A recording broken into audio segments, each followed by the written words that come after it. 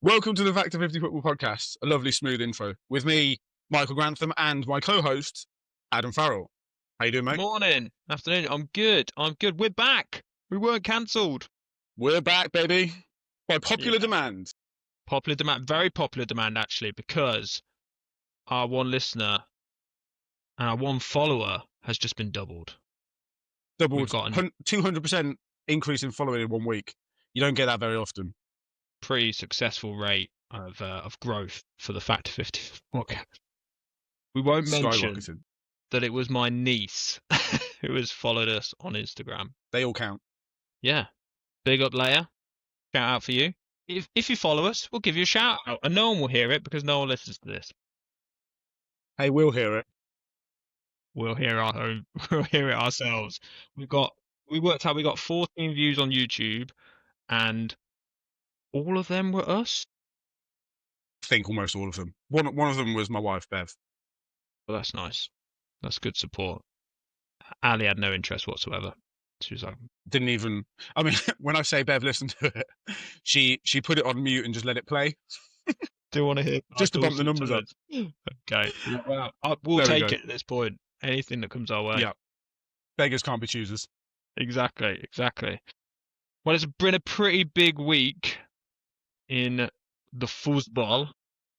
It has. What a week. What a weekend.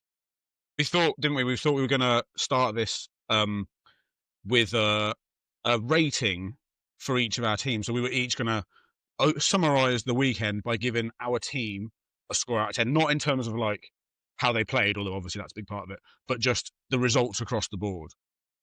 So do you want to go first for a great weekend for Man United? Not really. I think we should scrap this feature immediately and not do it. It's only fun when you've won.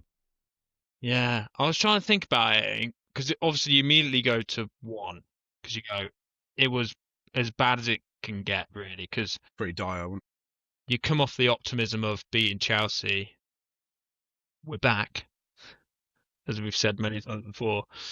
And then these next 2 games, Brentford and then Sunderland, they were big ones. If we win those 2, then we're back to it. But we were really bad. So I'm going to give it a 2, simply because other teams drop points.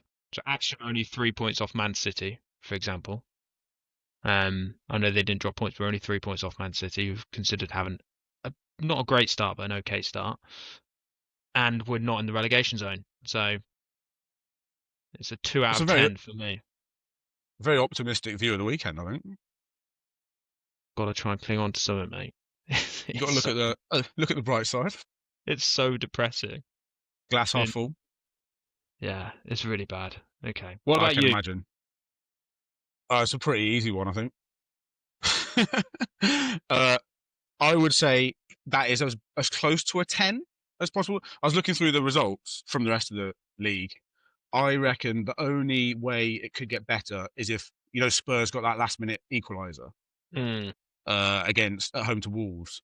I think that's the only, slight negative. But they're not rivals, are they, for the title? So I'm giving it a 10 because last-minute winner for Arsenal and a really good performance as well, although we'll come on to that. Liverpool looking like they're about to do a Liverpool and grab it at the last minute, and then ex-Arsenal boy Eddie scoring the, whatever it was, 96th minute winner.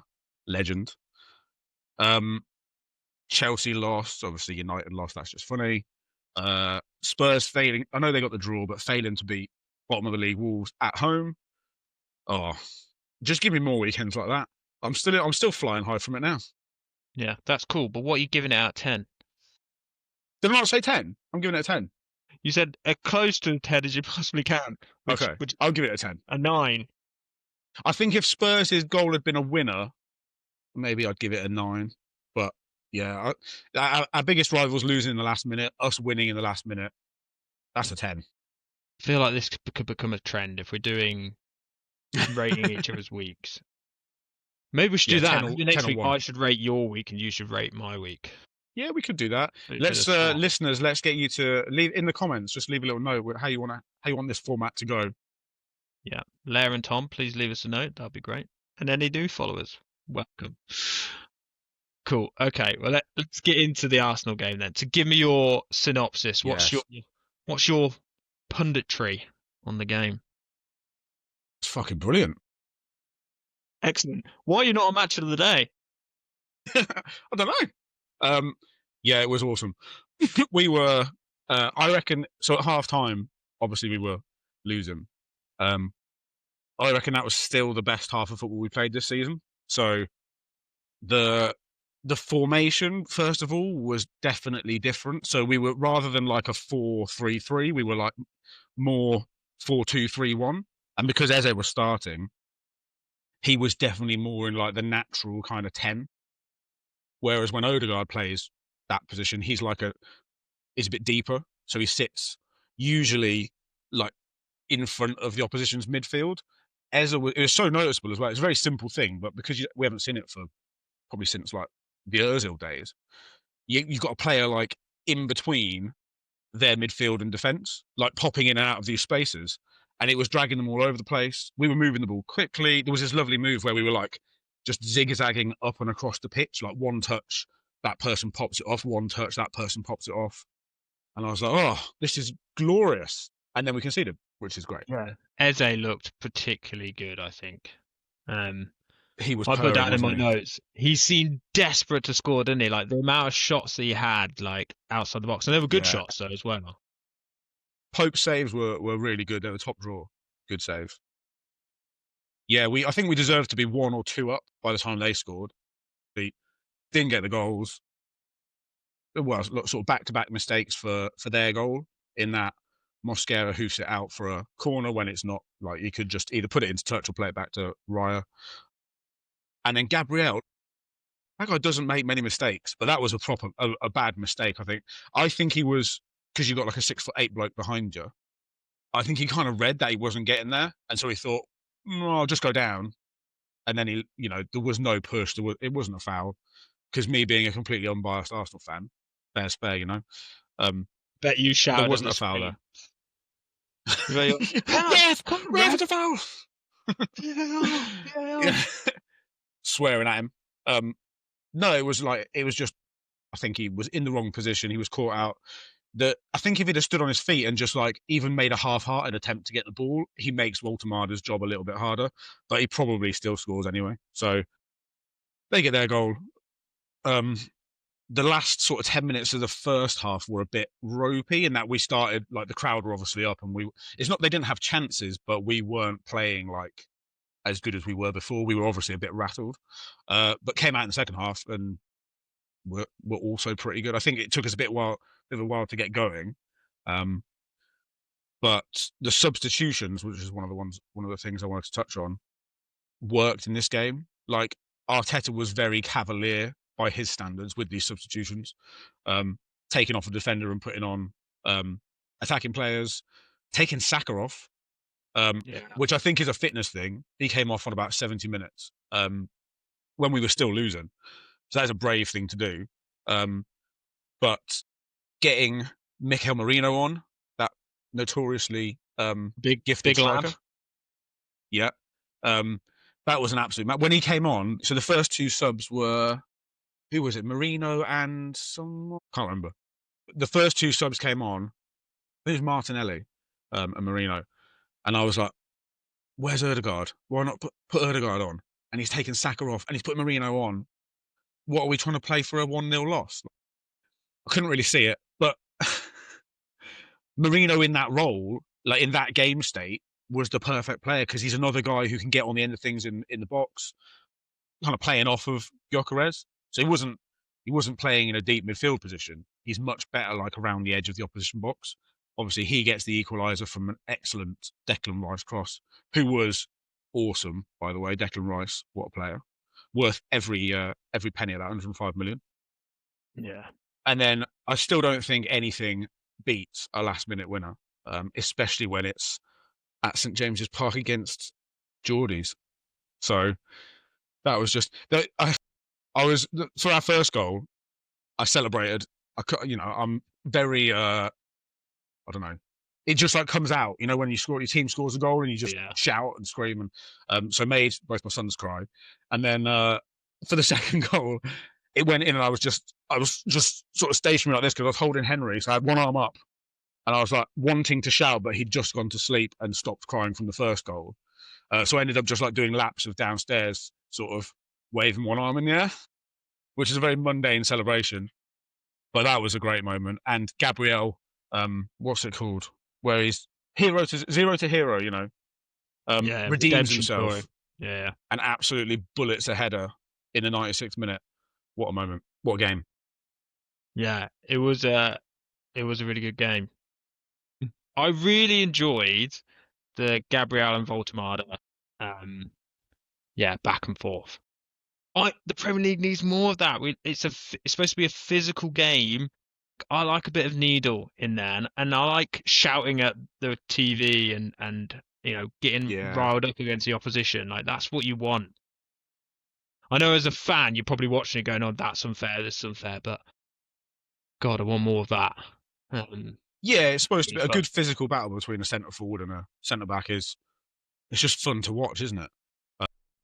And there's nothing wrong with. I think obviously you can cross the line, but there's nothing wrong with like a few heavy tackles. I mean, talking about crossing the line, Joe Linton after 58 seconds just comes from behind and absolutely chops Saka in half, and ref just goes, "Yeah, all right, crack on." You get one free hit, Good mate, tackle. early doors. We all know that's the rule of football. Just snap his legs. Yeah, Yeah. It's, but like we've seen it the last 3 seasons. That's how this Newcastle team play, and for some reason they're just like it's almost like that's their style of play. So they've got like an extra level, particularly at home, not so much away, but in that home atmosphere, they're just kind of, oh yeah, he's just smashed him in the face. Don't worry about it. It's Newcastle, isn't it? That's how they play. That's what they do. They're big physical boys. And it's like, that's clearly over the line. But the stuff between like Gabriel and Voltemada, bit of back and forth, nice and physical. I love it. yeah, it was really good fun. Let's get to the penalty incident. Yes. The fucking penalty. What's your thoughts? Fuck the PGMOL. Well, that's a surprise. Didn't expect an Arsenal fan to say that. Well, so obviously in the moment, I'm thinking that's a stonewall penalty, and I still think it is a penalty. I can see why there's like a little bit of contention because Nick Pope gets a touch, but my thinking is, or my opinion is, Gyökeres gets the first touch. He takes it past Pope, and on the way past, it kind of brushes Pope's toe. And so Pope is not like initiating that contact. The contact's a result of Gyökeres getting there first. And then the next thing that happens is Gyökeres hits the floor. It's kind of like knee on knee, I think, isn't it? And it's like he clearly takes him out. So I think it's a stonewall penalty. The ref gives a penalty. This is where I have more of an issue, right? Yeah, this is The where the ref gives a contention is, penalty. Yeah. And then VAR takes 7 minutes, because there were 7 minutes of stoppage time in the first half, to go, oh, no. I see it this way. You've got to change your mind now. And you could see, I think one of the TV stations have released the audio. I haven't heard it yet. But the conversation between VAR and the ref. And they're basically talking him through why he was wrong. And he was like, not seeing it. And it took them 3 or 4 goes for him to then be like, okay, yeah, I'll change my decision. And that is literally re-refereeing the game, which is not what VAR is for. It's for clear, obvious mistakes. And that is not clear or obvious. At the very least, even if you're a Newcastle fan, you have to say there is a debate to be had. So why does VAR need to get involved? I thought when they went to VAR, they were going to be reviewing whether or not it's a red card, which I didn't think it was. I think it was going too wide. And then VAR go, yeah, no, it's not a red card, and it's also not a penalty. Just for a laugh. Yeah, I could just imagine you going mad. I was absolutely fucking furious. Just swearing at your sons, giving them so much trauma in the game. Like, come on, George, swear at him with me.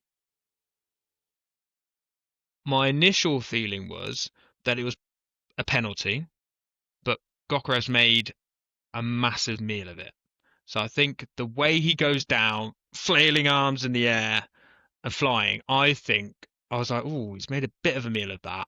I think if he just hits and like slides on his belly or whatever, that was my first thought. I think it gives an out there to go, okay, what's happened there?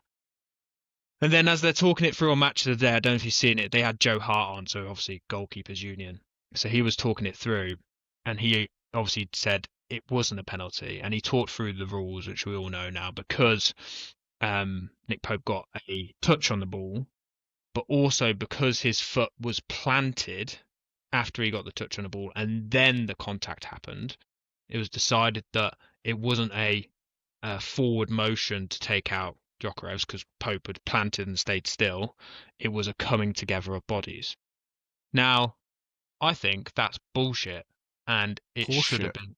It should have been a penalty. It's like I understand that that is the rules. The rules of the game means it's not a penalty. That's clear But when you can talk the through rules it. are wrong. Like, You can't, and this is where the difficulty is between referees and footballing fans. It's like that should be a penalty. It doesn't matter what the rules are there. They've literally, everyone knows that that is just a penalty. If you get there first before the goalkeeper, you touch it and you go into the goalkeeper, it's a pen. And that's what it should have been. And I fully agree with you about VAR. They should not intervene. I hate VAR. Like, imagine in that stadium, I think it's diluting game to a point where you can't celebrate goals anymore. The whole joy of yeah. football is celebrating goals. You can celebrate a goal, but you're always in the back of your mind going, is that a goal? Is that a goal? Not Have we won in the last minute? Can we yeah. celebrate? I Horrible. hated it. So I It's. do actually think on this occasion you're right, which again doesn't make for a very good podcast because I want to disagree with you. I'm sure we'll get on to more stuff we disagree with. Yeah, I'm sure we will. But But just VAR briefly. It's supposed to be for those like clear, obvious mistakes. And actually, there was the Brighton game, I think, where no, actually, I think they used it wrong there as well. There was that one where the bloke kicked the Brighton player in the head, and VAR looked. The ref missed it. VAR looked at it, and they were like, "Yeah, no, that's fine. Carry on." But if you use it for those like obvious, missed red cards or offsides and stuff leading up to a goal, that's what it's there for.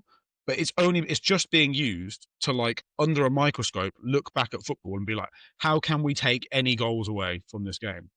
How can we suck all of the entertainment out of football? And that's wrong. I think I think there's always going to be nuance in decision making in football and when VAR should be used and when it shouldn't be used. Because every football fan, we're so tribal. If it comes out after the game actually that VAR's missed something, you're going to go, oh no, VAR should have caught that. That's the whole point. It's there, even though it might not have been a clear and obvious error. So I get it to a degree. VAR is a difficulty, which is why I think VAR shouldn't exist at all. I much preferred it when we had referees making decisions. Technology needs to be used for goal line technology and for offsides. Like it should definitely be used for that Offsides. because that's Yeah. black and white. It's black and white. All the rest of it is so nuanced and opinion based, and what's going on in the stadium, what's happened 5 minutes before all has an impact. I think just get rid of it. I fucking hate it. I think that technology is not the problem. So like having the video replays and stuff is not the problem. It's the people using it. Like they don't know how to use it properly. They can't apply it consistently. And if you can't do that, then there's no point in making a decision because one week you'll make one decision, and then the next week a very similar incident occurs. I think it's almost They impossible though choose to the other make one. it. It's impossible to make it consistent because it's people operating it, and the people are going to have different opinions on what is a clear and obvious error and what isn't. Like that is an opinion of whether you think something is a clear and obvious error or not. I think it's impossible for VR to manage that. Maybe we should have like in tennis where people have the ability to go, Challenge system. yeah, you got 3 challenges for a game. Yeah, I've heard that posited a few times. It could work. Like, I think it's at the point where it's worth trialing other stuff because, in a way, like the technology, the genie's out of the bottle. Like, I don't think they're going to get rid of technology.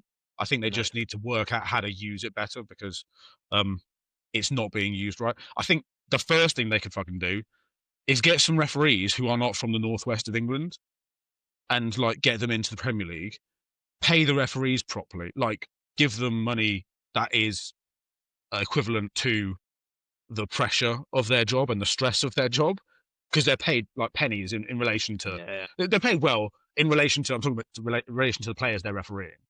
Um, Pay them properly, train them properly, get a broad range of referees from loads of different places, so that they're not fucking Liverpool fans, for example, and you're going to get more accurate outcomes.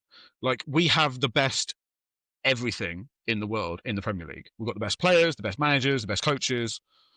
Get the best referees, and there is no way on earth you're telling me, you know, Mike Dean and his drinking buddies from that pub in Manchester, and 8 of his mates. Yeah, they're the best in the world. That's all we can do. There are better referees, and you see it at like World Cups and stuff. The number of English referees is dwindling at those tournaments because they're not good enough. They're shit. So pay them properly, train them properly, make it like an attractive career, and get some fucking diversity in it. What do you mean, Liverpool fans? Not a Liverpool fan being a referee. What do you mean? Jared Gillett is a Liverpool fan. The guy who refed our game is a Liverpool fan. Like an open Liverpool fan. So he's not allowed to referee Liverpool games. But you're telling me that, like, okay, let me ask you a question.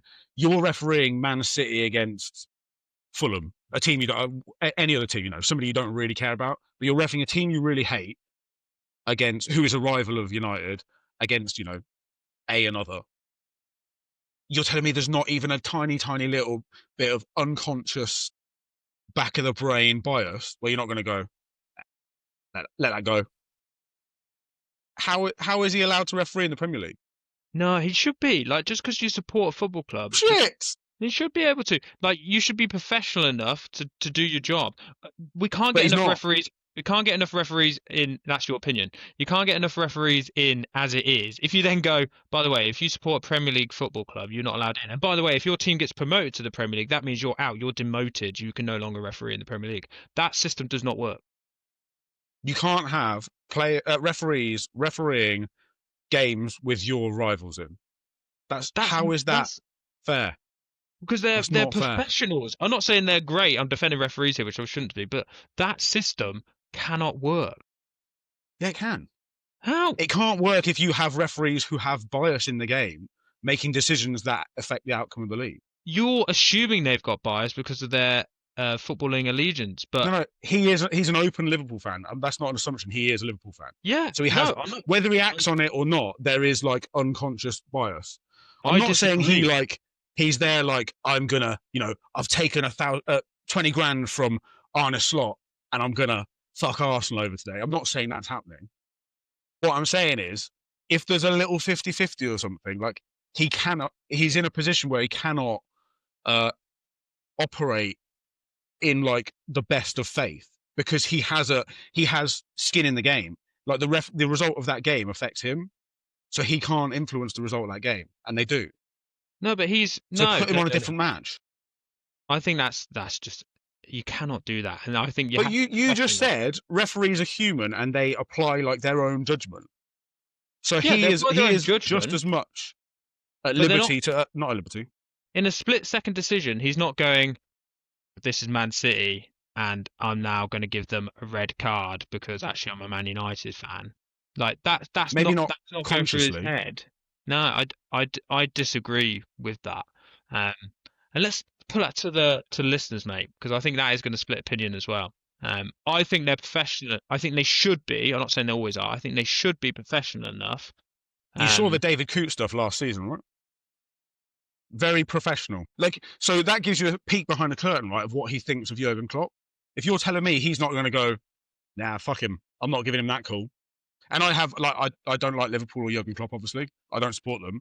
Like, they have every right to complain about him having ever been involved in a Liverpool game, because he hates Jurgen Klopp's guts. Whether he should or not, yeah, you can get into that. I think that he's going to give decisions against him. I think that can start to happen as a human nature if you are, but he wasn't given that because he was a fan of a rival team.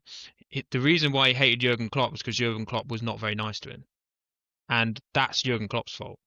David Coote shouldn't have done that. Of course, he should have been professional enough and etc etc etc. But that wasn't a bias because of the team he supported.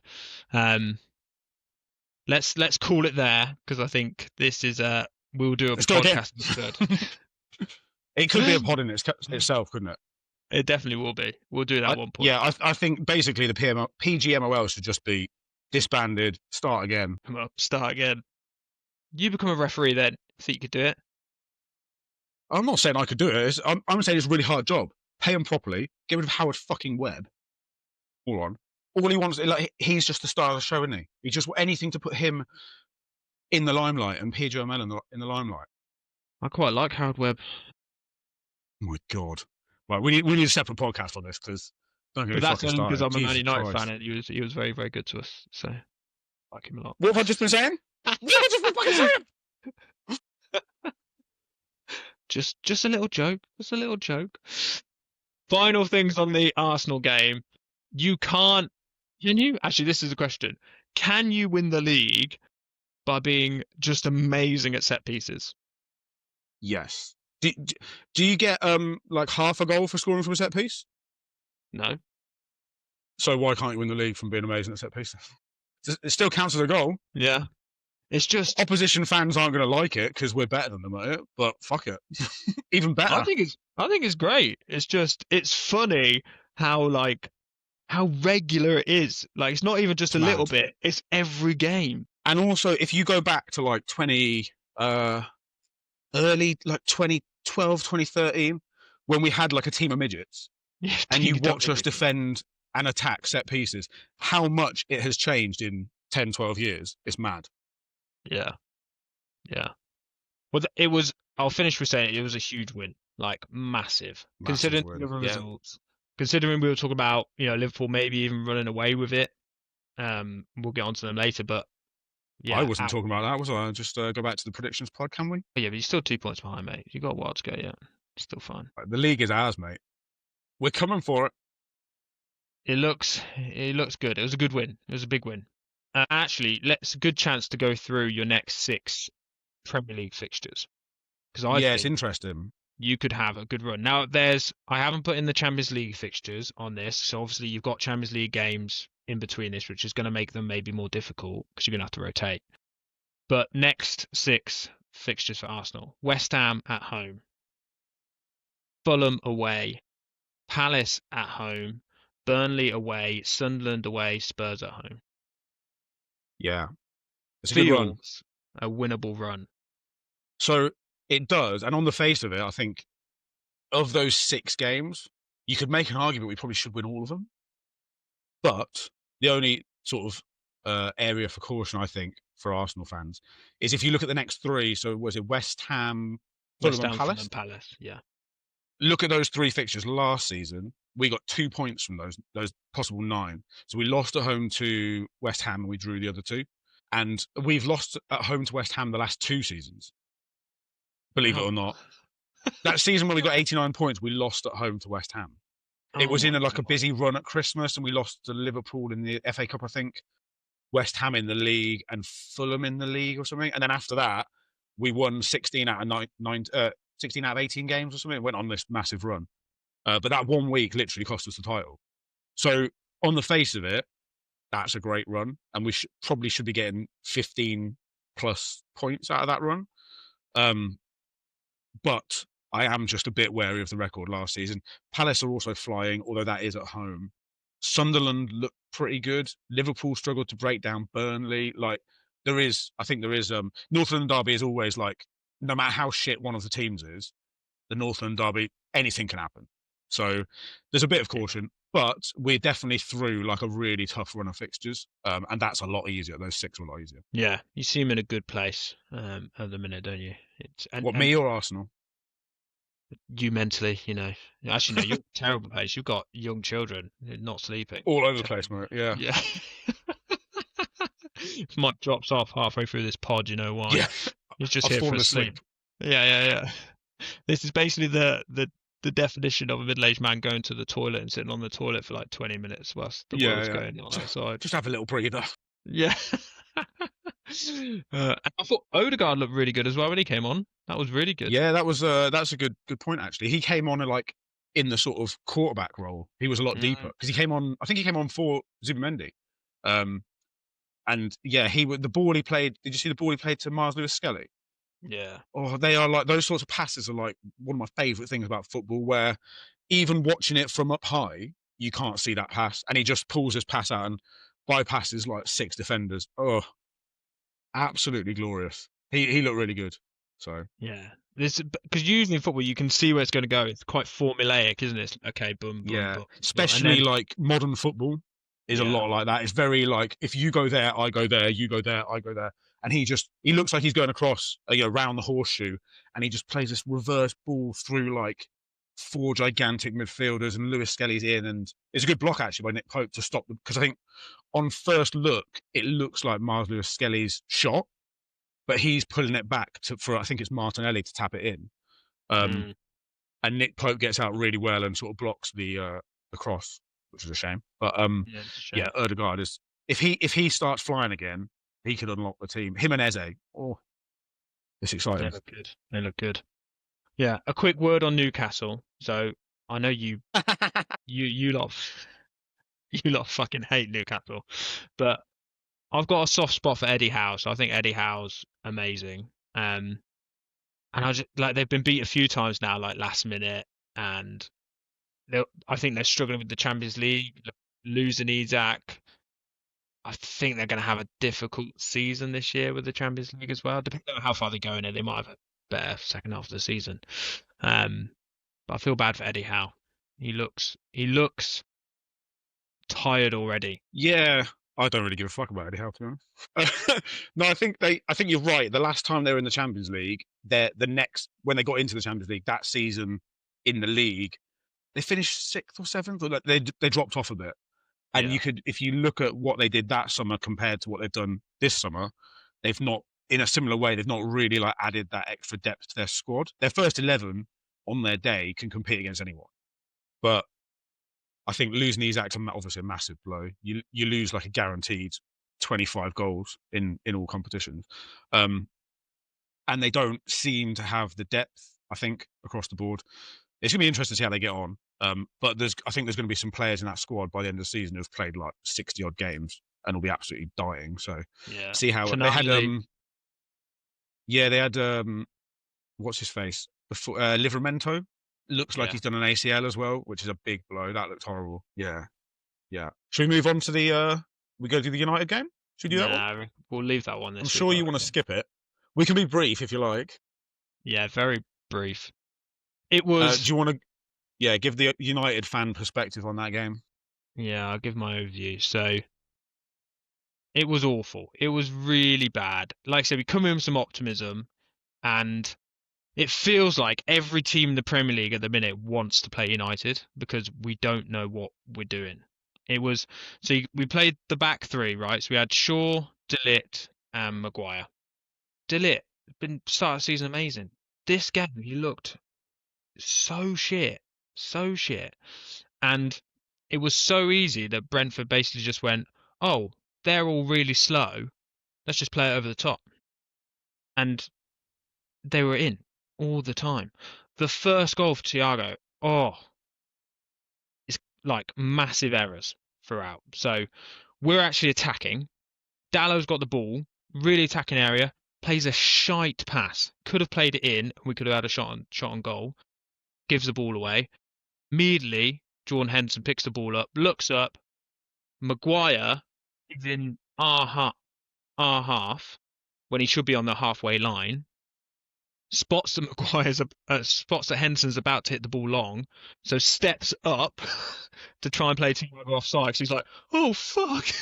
So he steps to play Thiago onside, doesn't step up quick enough.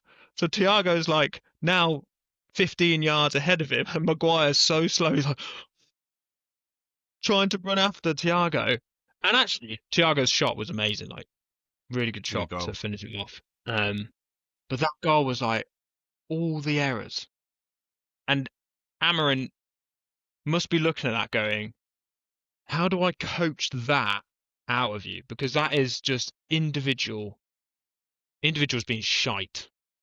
It's That's a so quality thing, and bad. it's not a coaching thing really. No, Stand but in the there right was place. exactly like I've been defending Maguire for so long. I actually really like him, but that moment, that is so bad. All the other especially when defenders, you're slow. yeah, all the other defenders are across the halfway line, and he's behind. It's like just played him onside. Absolutely insane.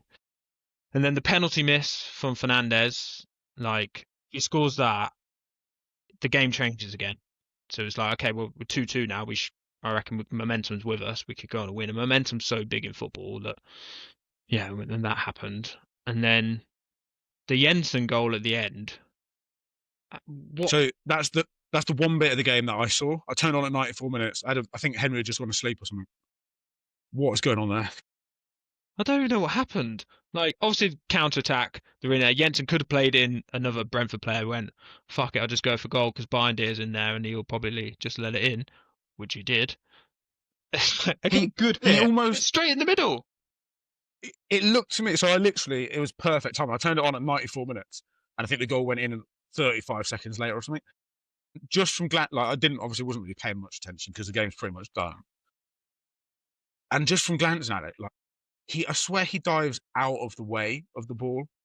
Like if he had stood still, it's going to hit him in the chest or the face or something. It's a good strike, but like it is as middle can get, isn't it? It's like it was FIFA, and like Yeah, like a bit of a jumped. glitch or something. Yeah, it was so strange. It was so strange. Proper weird. And the game was over by then anyway. But it's like, what are you doing? Like, it's just What's absolutely mad. So what's going on with you signed a goalkeeper, didn't you? Yeah, What's yeah. what's his deal? So he's basically a really young goalkeeper. Or is he a young guy? Yeah. I think he's like 23 or something. Just what you need right now. Yeah. Perfect.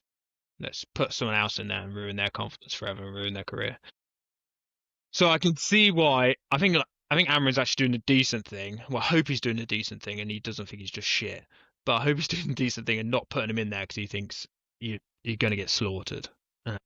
Just let Binder get slaughtered all the time and let him throw it in his own net. It's it's really bad. So yeah, I don't think playing. The big question is how long do you think Ruben Amorim has got left? Oh, if we lose to Sunderland, he's gone.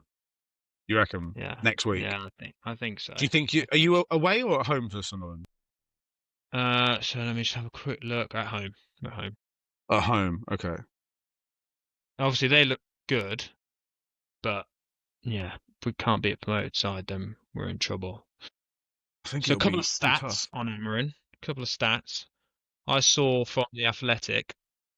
So since Amarin's arrived, we've won 9 of the 33 Premier League games that he's taken in charge, which is obviously relegation form, as is. Probably just about survive. And obviously I said before in the last pod that we haven't had back-to-back victories with Amarin in the Premier League. So we haven't had successive victories, but also since January of this year, we haven't won 2 games in a month. Sorry, league or all competitions? All competitions. So in a month period of football, we haven't won, not back to back, just 2 games. Just 2 games. We've won. That's not very good. 1 game in a month. So you're playing at least 4. So what? I keep thinking of that poor bloke who's growing his hair out. I can't remember what his name is. Yeah, but he's just not gonna be able to see by the end of it, is he? It's gonna be like pouring down his face. Like guy from the Adams family. It's been 64 years. Yeah. So Amarin's got 27% win percentage since he's taken over. That is bad. I think I saw a similar stat, but it was in the points equivalent. So it was like he's got 32 out of 99 points or something like that. That sound about right? So he's under a third of the points on offer. What's interesting is that actually I hate this phrase. Our underlying numbers. I love underlyings. I love it. I hate underlying numbers. So apparently our underlying numbers are pretty good. So I think before this game, our expected points tally was like in the top 5. Like we should have been like really high up in the league, but we just got individual errors and we can't finish. You can't legislate for that, can you? Like stupid mistakes, own goals, keepers just chucking them in. It seems like you're literally almost starting with a 1-goal handicap because your keeper's going to chuck one in every game. I remember it really well when we had like Almunia and Fabianski for 3 or 4 seasons before we signed Petr Cech, and then he went shit and started doing the same thing. But it was literally like, if you get a couple of crosses or set pieces against us, you've got a goal. Like we're going to nod one in, or Flappy Handski is just going to, parry it across the line. And it feels like you're at that sort of situation now. Yeah, like Binder came for a cross for the corners, like he's blocked off. Terrible. It's yeah, it's really bad at the minute. But I there is a thoroughly team enjoy it. playing the same system. Oliver Glasner. Get him in! Oh, Crystal Palace looks it so good. they look great, don't they? They should we do a brief roundup of the rest of the Premier League Yeah, yeah, I as think so. you've segued onto Palace? They basically tore Liverpool to pieces in that first half. Yeah, the Um, amount of chances they had. yeah, that was pretty. I don't know whether it was Liverpool just being shit defensively, or I don't know whether it's the system matchup or whatever it is. But they could have scored 3 or 4 in that first half. Yeah, they played really, really well. So the difference between what we do as the 5-3-2, 5-3-1 thing, is that they have their wing backs super high. So like Mitchell and I forgot the other guy's name who plays there. Is it Munoz? Munoz, Munoz, yeah. yeah. They play so high that it just pins anybody back, and they look really, really good. Considering that you forget, like they lost Eze to you, like their Yeah, star boy. I always feel like Palace were like a team of nothings, and then they had a couple of like amazing players, like all the way back to Zaha. Like Zaha just gets them out of trouble, Eze just gets them out of trouble, Elise they've just always gets got those them in flair trouble. players, haven't they? Yeah, they've always got one amazing player. And obviously Wharton looks incredible at the minute. He's playing some really good forward passes. So Crystal Palace are actually top of the expected points table. So they should be, you know, winning leading the league at the minute, top of the Premier League. So you can see that it's not just a one-off. Like they're actually performing really good. They're actually a really good team. They're not fluking it, are they? It was No. like when this is why I love underlying metrics, because when Unai Emery was at Arsenal, I think we went on like a 19 game unbeaten run or 20 games or something like that. It was a long time, and everyone was like, "Oh yeah, we're he's taken us on to the next level after Wenger." But if you looked at like the XG and stuff, number of shots we were having, the number of big chances we were conceding, we were not doing well. Like we were not playing well. And then Mm. obviously, eventually, it catches up with you. Like you can't cheat giving away 2 or 3 XG a game forever. You might get lucky in a game and your keeper has a blind or the opposition just can't finish. Um, they might have like Benjamin Sesko up front or something. But yeah, it was always coming to catch up with us, and 6 months later he got sacked.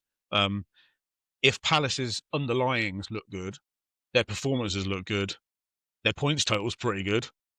Could be an outside shot for. Is it too late to go back to our predictions and be like, yeah, Palace for top 4? Yeah, I know.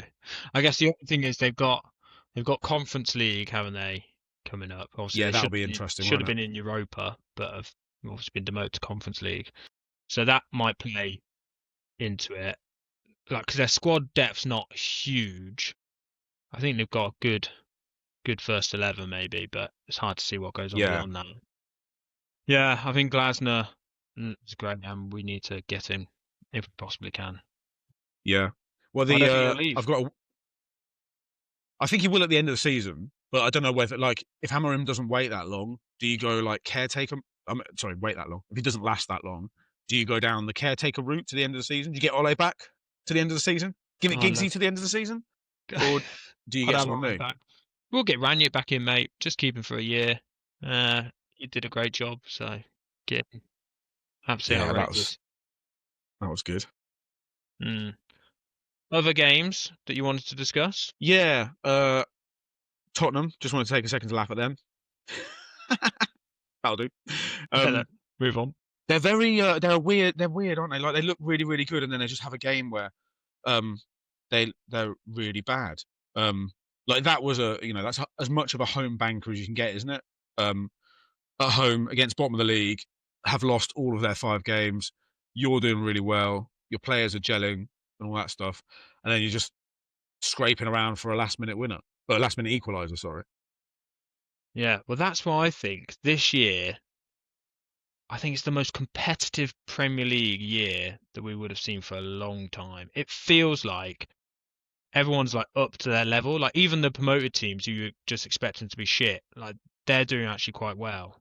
Um, so I think like this year is going to be a lower points tally to win the league, and it's going to be so competitive. Like people are going to be losing games left, right, and centre.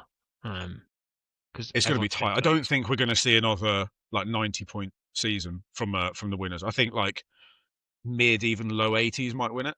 Yeah, Um, it's going to be it's going to be close. Which is I think that's better because when uh, like even a draw is going to cost you, yeah, it's a lot less fun. Like because you draw a game, like you might play really well and it's a goal flies in off somebody's arse and you concede a last minute equaliser, you drop 2 points, and it feels like the world's ended. But if yeah, if you know that the league is really it's pretty well balanced and quite competitive, and you need sort of 80-85 points, it's a lot it's a lot more fun. It's a lot less terrible when you drop points, and that's why like these refereeing decisions and stuff. That just briefly coming back to the referees, it's why it's so it feels so important. If you take a penalty away, that is a penalty, or you give a penalty that's not a penalty. It's a low scoring game anyway. A penalty is basically like giving a team a goal. It's like an 86% chance of a goal or something. Um, it's so important, and when the league is that tight and you've got Man City banging out 95 points year after year, you can't afford that to happen. So I think it could be a more enjoyable season, particularly for like a neutral. If you're a fan of like a League Two club, I think you'd really enjoy it this year. yeah, yeah. I think so. And you will be a fan of a League Two club soon. Yeah, we need all the penalties we can get, mate, to avoid relegation. Do you want to say anything about um Chelsea, or do you want to move on? I did well. I was more just griping about referees, really. But Yeah, I mean, just more of that. Is it new the points? the only, I mean, I mentioned the kick in the head, right? So in the Chelsea against Brighton game, first of all, Chelsea keep getting red cards, which is hilarious. I really enjoy that. But the ref missed. So I think the red card the ref didn't give, and that had to go to VAR, and they got that right, which was nice. That was a nice change. But then the kick in the head, the ref missed that as well, and it went to VAR, and they let it go as well. And it's like, is no one having a look at that? The bloke's I've not clearly seen been. this one. I think I saw it on Match of the Day, and it's like he's definitely. I think it was. Was it? It was one of the Chelsea fullbacks, I think, Hmm. um, inside the box, kicking this bloke in the head. Like the guy sort of nods the ball away, and the Chelsea player's obviously going for it with a high foot. Hmm. The ball's gone because the Brighton player got there first, and he just followed through and kicks him in the head. And they're like, "Yeah, leave it, it's fine." And that was so the ref missed it when VAR did a check, and they let it go as well. And that was Maybe the ref shit. was a Spurs fan. Yeah, that's a very good point. I completely agree with you. But no, I think the round of fixtures, obviously, as we were just saying about the league being very open. I think from like third down to fifth or sixth is really up for grabs because at the start of the season, it was like some combination of Liverpool, Arsenal, City, Chelsea in the top four, and now it's like, well, City stumbled. They look like they might be getting back on track, so they're a good shout for the top four still. Chelsea look very, very average. And Maresca, there's rumours and stuff about Maresca being under pressure and stuff. He'll go Um, soon. yeah, a couple more bad results, and I think it's too early still. As much as I think he's a really weird dude, and I don't know if he's a good manager or not. But they're struggling. Newcastle are struggling. Villa are like obviously they got the win on Sunday, but they've had a terrible start to the season. Like the top 6 or 7 apart from the top two, so third down to sixth or seventh or whatever. I think really could be up for. I think you could get some teams in there. Palace, Bournemouth, um, Everton have started quite well, like in the Everton new will be stadium as mid-table. well. They'll be I mid-table. think they could have a good push. Like even um, the relegated, the teams that have come up from the championship have started really well. Sunderland are fifth. And I think, yeah, if you string like a decent 8 or 10 games together, you could really push for Europe, I think, this season. So it's going to be interesting. I'm excited. Yeah, I think so. last thing I want to say on the other, we should probably talk about first manager's been sacked of the year so far. So Potter Yeah. sacked, which was He's not inevitable. taken a hit this hard since Tom Riddle came after him. Awful, awful. For those who don't know, I like Harry Potter, but Mike is obsessed with Harry Potter, and he listens to it when he goes to sleep every night. Love it, mate. Stephen Fry's dulcet tones. Highly recommend it. Yeah, amazing. So Potter was sacked. I think it was inevitable, wasn't it? It was always going to happen. But I did reflect on Potter a little bit and go, it wasn't so long ago he was in the conversation to become England manager. Yeah. Yeah, well, the last two jobs, his reputation's definitely taken a hit, isn't it? Because I don't know what it was. At Brighton, like, I think he just had, like, the perfect setup around him. So he had the, like, incredible scouting network feeding him these excellent players who he could shape into his team. And at Chelsea and now at West Ham, like, it's just not worked. And I don't know about I didn't see their game against Everton, but Nuno's come in and they sort of fought back and got a draw in the second half and apparently played a lot better in the second half. Does that mean the players just weren't playing for him? And it seems weird for that to happen because he's a very good man manager, and it would be weird for them to basically just give up. But it kind of looked like West Ham had. Yeah, it's weird, isn't it? Potter just seems too nice, and getting in Nuno is probably the most West Hammy manager they can get in. So West Ham do the same thing every year. They go, right, this year we don't want this defensive manager anymore. We're better than that. Let's bring in a more expansive, more modern manager. And Yeah. then that person does shit and they go, oh fuck, now we might get relegated. Get the defensive manager back in now. Sam Allardyce, Big Sam. Yeah, yeah. What are you doing, mate? And guarantee Nuno will go in there, he'll do a decent job, he'll make them defensive, he'll play counter-attacking football, and then after a year or two, because they'll still be flirting around 13th, they'll go, we're better than this, we're West Ham. Let's get a better manager in. And the same thing will happen again. It's been happening. It's like a bit of an endless Moyes, cycle. they had Moyes, got rid of Moyes because they didn't like the Moyes won him a European trophy. Like, Yeah, and then he did pretty well. Don't be careful what you wish for. Yeah, yeah, exactly, exactly. Cool. I think that's all the. That's key all the topics. interesting games, I think. Yeah. Okay. We're going on to a game now. Is that what we're doing? But I've put together a little game to finish us off this week. As we're talking about the raving successes of Manchester United strikers post Alex Ferguson, because it's not just this season, right? Like, it's gone on a long time now. I was thinking, how long has it gone on for? So I put a game together for you, and it's basically like higher or lower.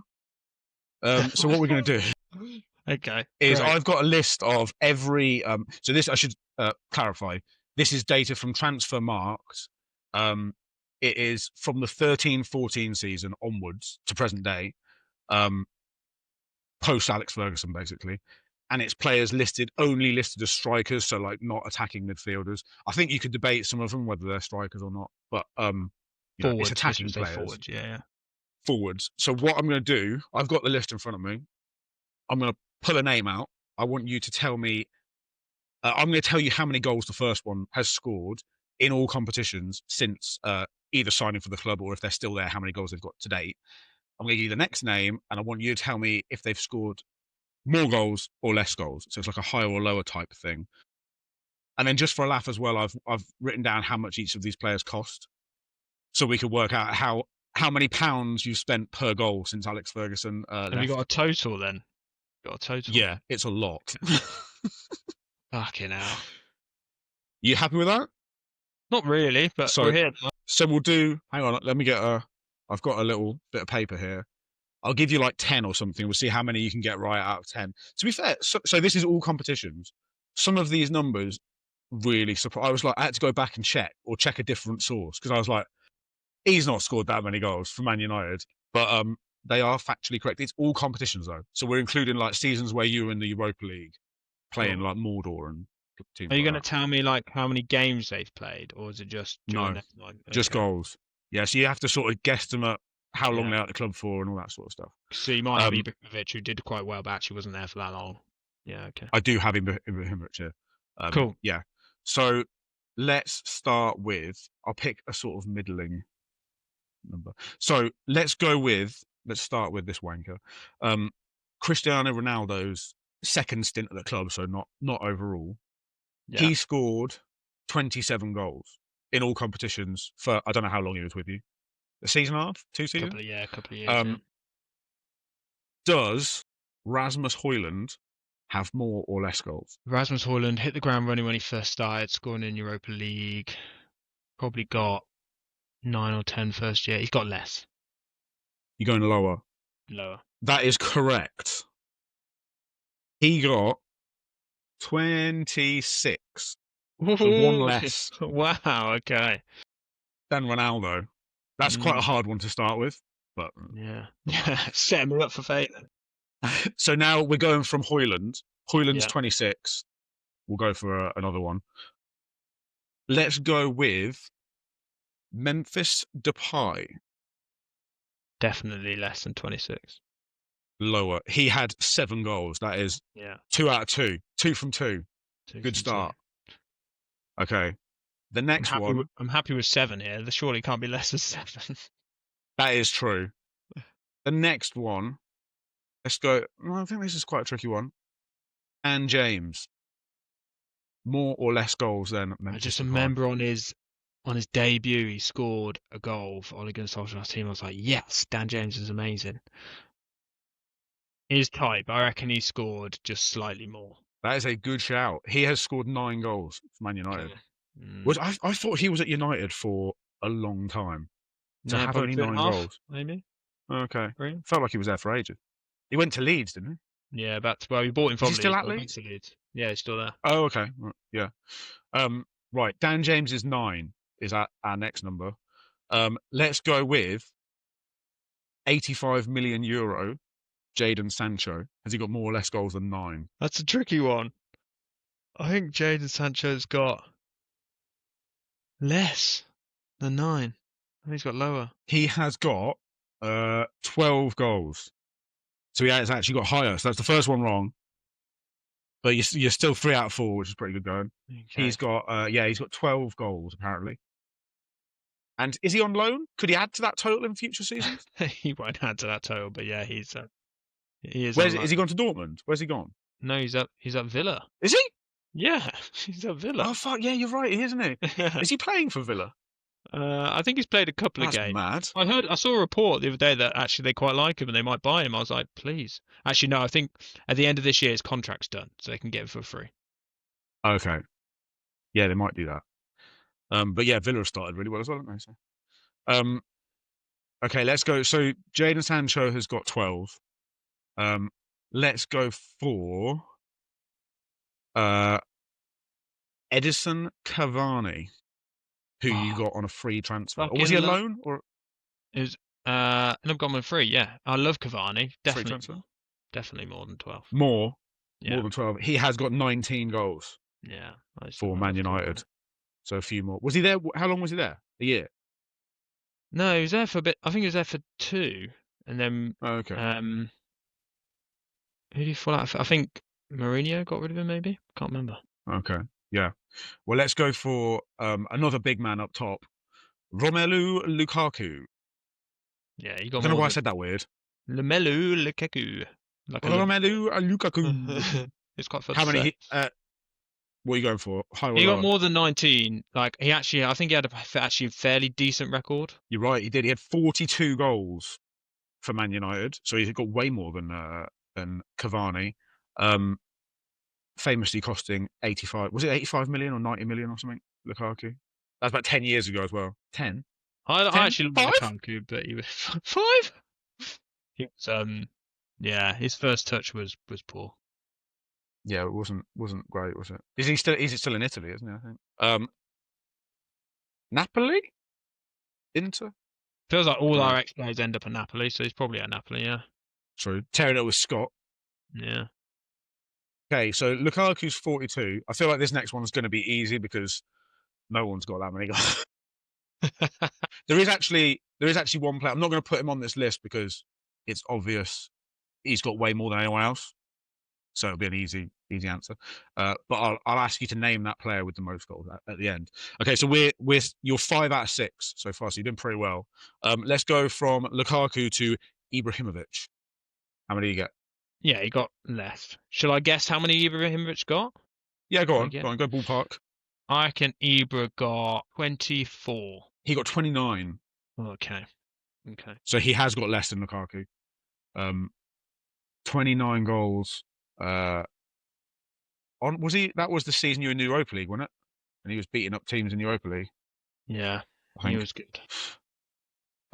Okay, Ibrahimovic. Let's go to a current player. I think the only current player, apart from the big three you signed, the only player still at the club.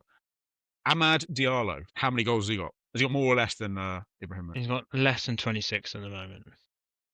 It's 29. But yes, he has got less. Oh, I was He has 29. Oh, got right.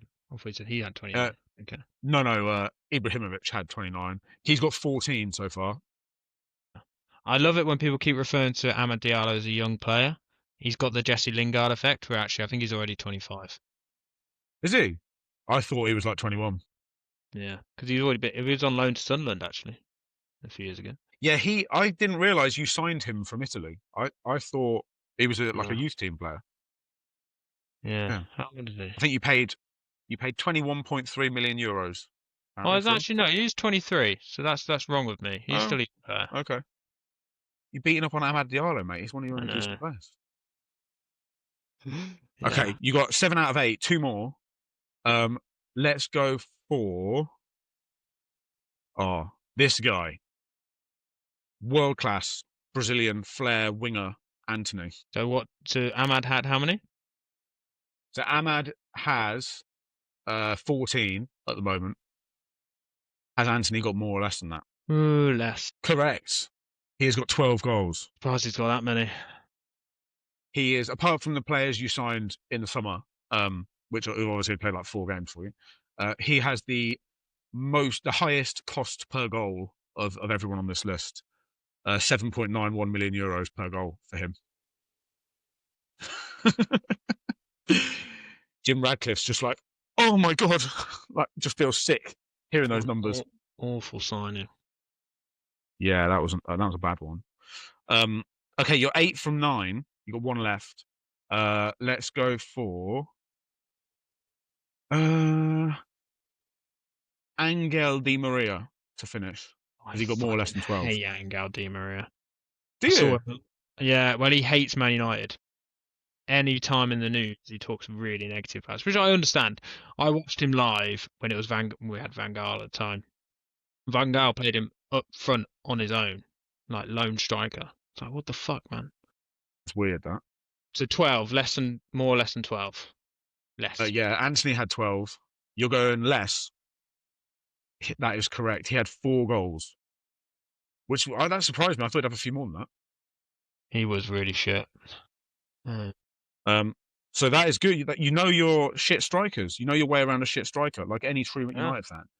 Exactly. You got 9 out of 10, A star. Yeah. For a bonus point, can you tell me? So there's one guy, Lukaku had the most out of those. There's one guy who has clearly the most goals in this list. He's got. Do you want to know how many goals he's got, and you can guess who it is? Yeah. Okay. So this player has 90 goals, or had 90 goals for United. Can you name that man? Signed post Ferguson. Signed post Ferguson, yeah. Alex Ferguson did not buy him. 90-goal striker signed post Ferguson. 90 goals. What the fuck? Massively. This was the most surprising one. I was like, fuck off, did he get that many goals? But I have verified it. I'm pretty sure it's right. So it must have been early doors to get that amount of. Do you want the year that he signed? Actually, I don't know the year he signed. I could check. So he signed on the 1st of September 2015. So it's a couple of years after Ferguson left. How do I not know this person? My mind's gone blank. Yeah, I think he did play a lot of games. Let me have a look at his Wikipedia. Our 2 listeners are screaming at the screen right now. Yeah. It's obviously this guy. Who the hell is that? Let's have a look. How many games did he play? Well, it's just revealed your. It's taken off your blur. Oh fuck! Why has it done that? Hide the electricity cables. What Oh, is it? It says it's taken too much strain on my computer. chatting too much nonsense. Yeah, chatting too much shit. I just literally just loaded Google. Is this definitely a striker? It's not Bruno, is it? Yeah, no, he is a striker. Oh, Bruno's We just don't got talk number about of Bruno. goals. Yeah. Yeah, Uh, I can't put that background back on. it's fine. I won't. Yeah, no one's gonna watch anyway. Give Yeah, me so how much injury. you want to know? Yeah. It is actually. Look, I'll give you a clue. You signed it for £36 million, rising I think to 50 or something. But there was a clause in that contract: if you won the Ballon d'Or, you have to pay like a load more. French striker Oh, okay. Yeah. Martial. Yeah. Anthony Martial got 90 goals for you. Forgot about Martial. Yeah. Do you know what? For a couple of years, he was okay. He was a proper upper current young striker, and then all of a sudden, when he wasn't so young anymore, it was like, oh yeah, he just didn't develop into what we wanted him Yeah, to. he just didn't get there. He yeah, could have been. He could have been a very good striker. He got in the league his best season. To be fair, 1920, he got 17 goals in the league in 32 games. Yeah, that's not bad. That was when he was 1, 2, 3, 4. That was his 5th season in the Premier League. But then after that, immediately after that, he got 4, then he got 1, then he got 6, and he got 1. So he just, yeah. God. He flopped a bit. Yeah. Okay. But 90 goals puts him head and shoulders above anyone else in that list. Yeah. Yeah, it's More not than bad. double the next man. Yeah. We'll take that. That was a good game. I like that game. Yeah, I've got another one for next week loaded up as well. Okay. Bev gave me a good idea for one. So Is I'll it do that next United week. themed again, or is it? Yeah, it's a United one. Okay, brilliant. Okay. Do your research. He's doing Arsenal one. Yeah. Okay. Yeah, fine. you can think of an Arsenal one. Okay. Well, that's another podcast done. In the can. Locked and loaded. That was good.